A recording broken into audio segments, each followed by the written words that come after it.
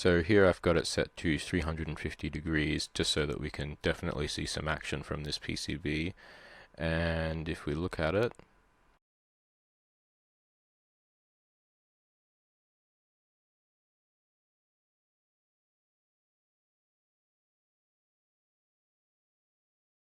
it's all going nice, and then suddenly it, oh yeah, it just completely delaminates and forms this massive bubble. And we can see that the epoxy is starting to burn as well because we're at such a high temperature. Now trying it again on the other side, but this time with a normal temperature of 260 degrees, we can see that it's resisting it a fair bit more.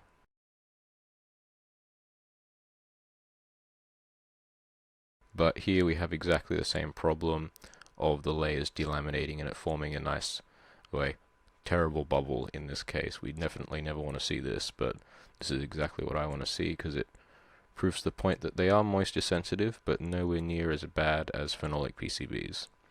And if I take my tweezers just to show you that this bubble is certainly pressurized with some sort of gas, presumably water vapor.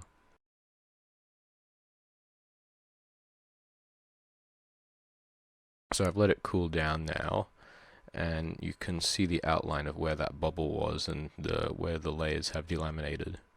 So yeah, all this area here is where it stopped. Interestingly, the vias.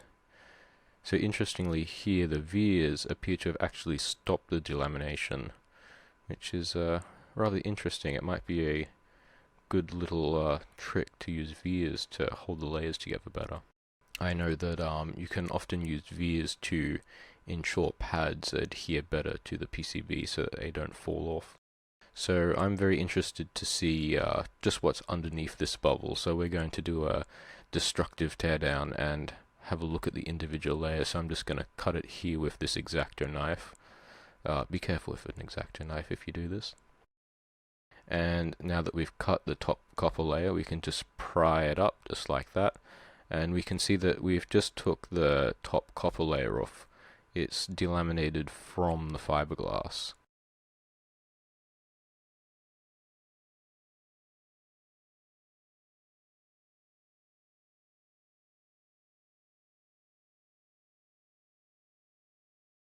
Interestingly, we can see the pattern of the epoxy on the copper. So it looks like when we peeled up the copper, it actually took the epoxy with it, although on the edge it didn't. And this layer of fiberglass is still quite loose, so I'm going to cut away further at this to see if we can expose the lower layers.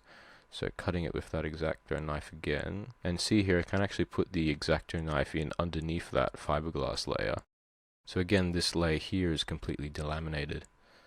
And yeah, I can just pull this up with some tweezers. It's rather rigid, but yeah, it's done a fair bit of damage to this. Although interestingly, this tab hasn't delaminated as much as the other one.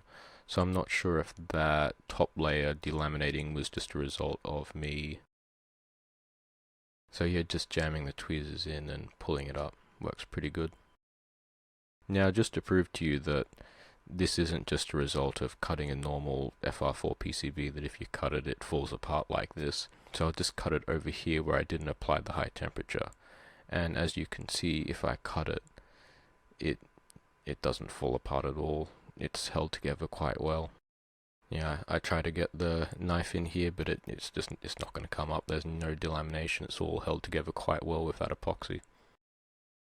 So taking a closer look with the macro lens, we can really see that the copper has pulled up the epoxy with it. So I'm not sure if this was part of the delamination from the gases, because the other flaps appeared to still be adhered quite well. But in the case of all four flaps, the first fiberglass layer is definitely completely delaminated from the second fiberglass layer.